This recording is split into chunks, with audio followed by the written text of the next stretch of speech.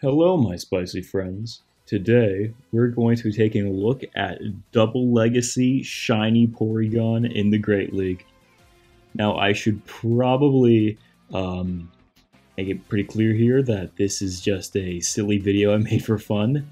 Porygon is honestly one of my favorite Pokemon, at least one of my favorites of the original Kanto Pokemon. But that being said, it's not great in the Great League, which is why I don't think I've ever seen one being run until I tried it today.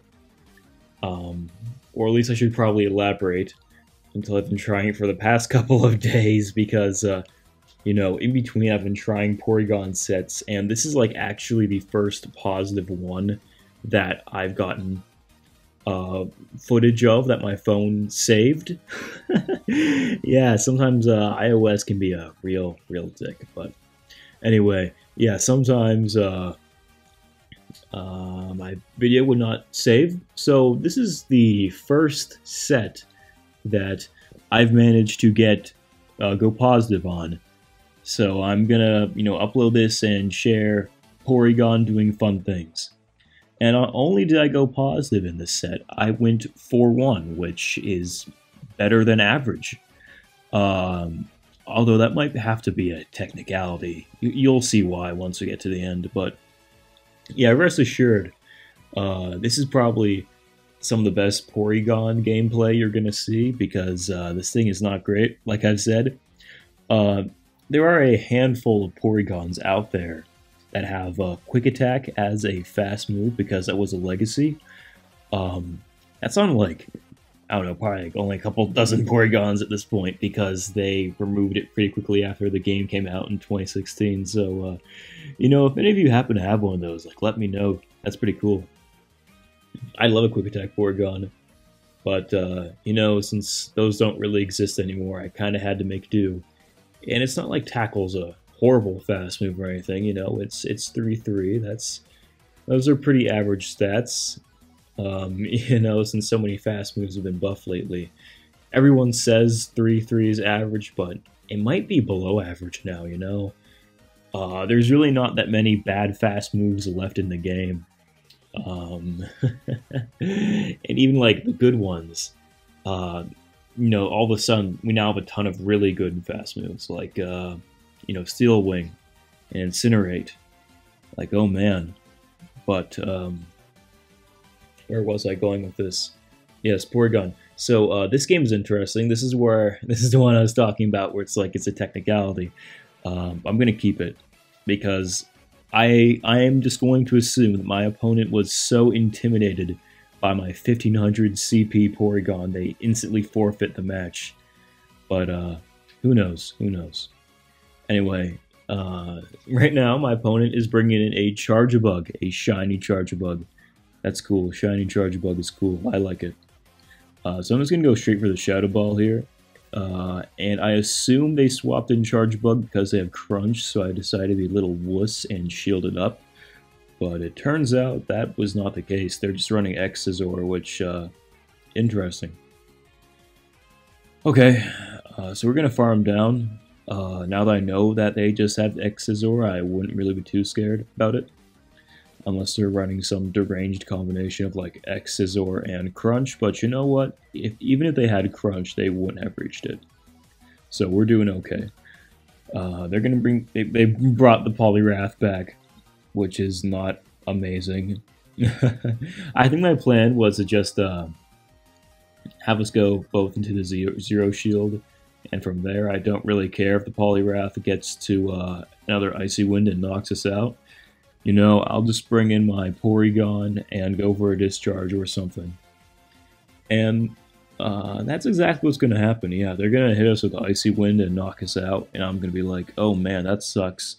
And I'm not going to be able to do anything about it. So, ow. Bye, Trev. You served us well. So, as you might be able to tell, one thing I can say about Porygon, honestly, it does have acceptable stats for the Great League.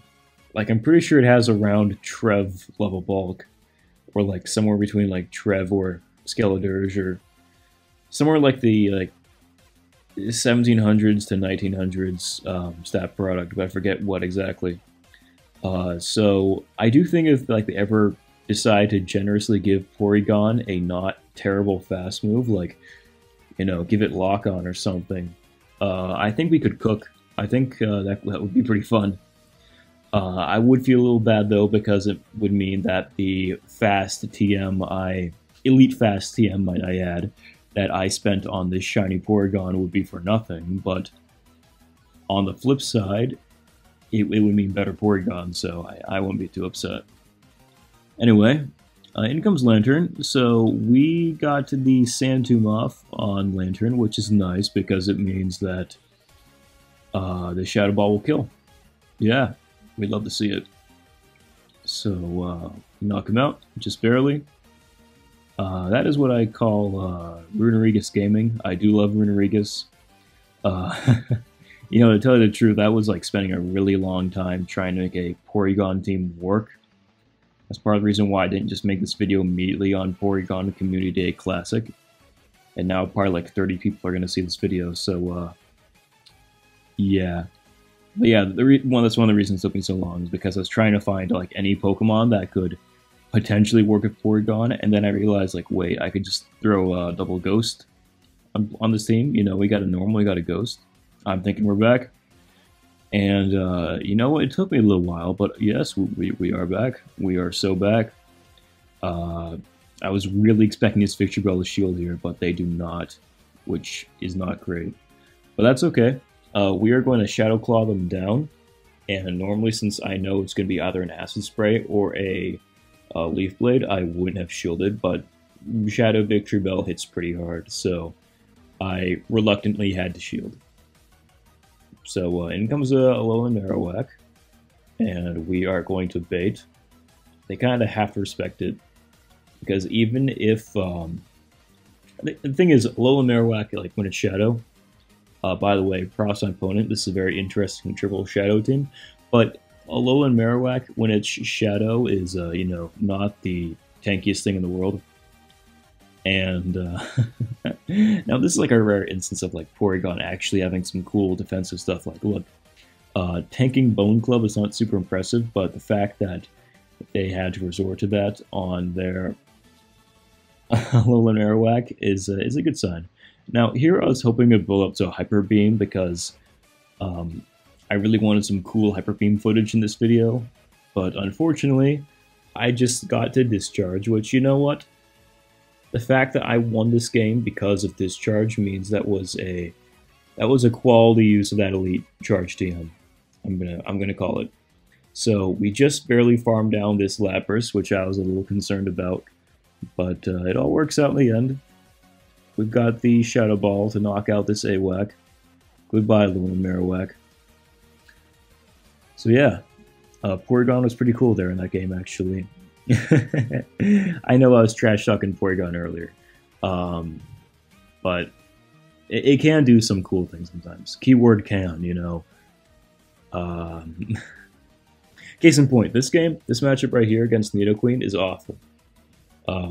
It takes us ages to reach a Hyper Beam, and by that point they could probably reach like 2 Poison Fangs. So I'm just gonna catch on Runerigus and hope they don't have any like super hard answers to our team in the back. Normally, you know, bringing out the hardest counter is never a good idea, so I probably could have tried to switch it on Trev, but somehow this felt like my only real answer to Nidoqueen. And yeah, Runerigus, we got the Sand Tomb. We can debuff this Obstagoon here. That's nice. That's real nice. That means that with Porygon, my plan here, you see, is to Sand Tomb like 4 or 5 times. I mean, 4 is the only amount that's going to matter, but Shadow Ball will do basically nothing. Just Sand Tomb a bunch and then try to tackle farm down with Porygon. And, I mean, I don't really know what to do from there. You know, I thought I was breaking new ground. You know, the Porygon video, I didn't think anyone else had ever really done one of those for the Pokemon Go PvP. Like, I was the first guy to use base Porygon in a video, but unfortunately, I looked it up. These guys, I think their name is Oxford U. if that's his name or whatever. Someone made a video about Porygon like 3 months ago, so shout out to that guy. Anyway, enough rambling because nothing interesting is going on in this gameplay. We've now debuffed the Obstagoon a lot, so I'm going to come in and tackle down, assert my dominance over a counter user. And in the back is Nidoqueen. I go for a risky play. My balls of steel are telling me I gotta use Hyper Beam, man. It'll work this time. And unfortunately, it doesn't work. I don't know if I could have gotten to a second discharge, so I don't know if it would have changed much if I had baited. But anyway, they go for Poison Fang, which kind of sucks, but alright. What else were they gonna use, really? We're gonna go for the Seed Bomb here. Hit him with some decent damage. Go, Trevenant, go. Alright, we just knocked out Nidoqueen, and in the back is Umbreon, which I guess I was thinking if I had somehow been able to reach a Hyper Beam with Porygon. I don't know how much damage this does, I'm sorry.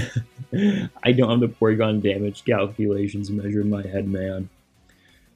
So yeah, this is pretty much over, isn't it? Yeah, I realize it's over. It is so over. But you know what? I had a lot of fun running Porygon in the Great League. I'm not gonna lie. If you guys ever want to mess around with Porygon, it's a lot of fun, but you're probably not gonna get a lot of elo, because for context, I had 200-300 elo before I tried running Porygon, and now I'm back down to 2,050. Anyway, thanks for watching, my spicy friends. I hope you all have a great day, and remember, stay spicy.